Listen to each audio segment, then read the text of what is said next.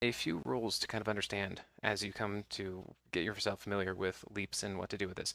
You should be prepared to lose 50 to 75% of that value. I say this so that you can actually plan for how you need to allocate this to your account.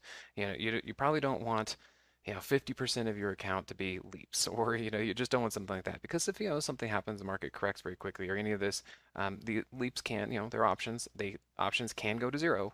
But for the most part, if the market takes a turn against you, these things will lose value, same thing as options do, and they will lose 50 to 75% fairly quickly. So be prepared for that.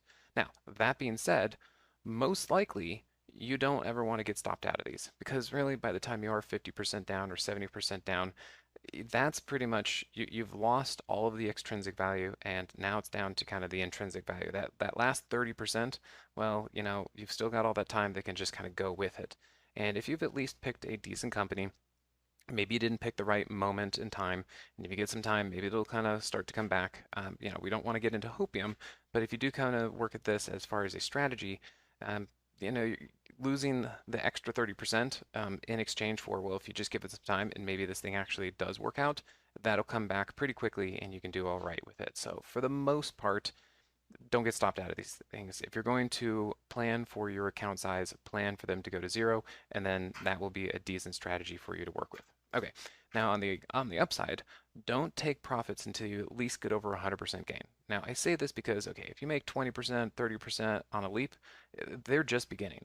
That's really nothing. Making 20 or 30% on a leap, yeah, that's chump change. The other reason why I'm saying is that you want to get over 100% is because of this first rule. You will be losing 50 to 75% of some of your trades.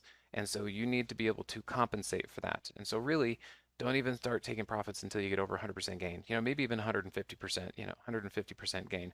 Because if you do 100 to 150%, well, then that buys you a few losses. And now you can actually work this out because you do want your winners to overrule your losers. Of course, that's how we make money mathematically.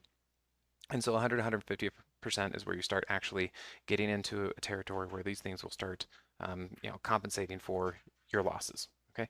And then oftentimes, if you're in a really good thing, these things can go up 200, 300 more, even, maybe 1,000% if you really, really get some amazing trades. Okay. So it's really very, very possible to see a few 100% gain on some of these things.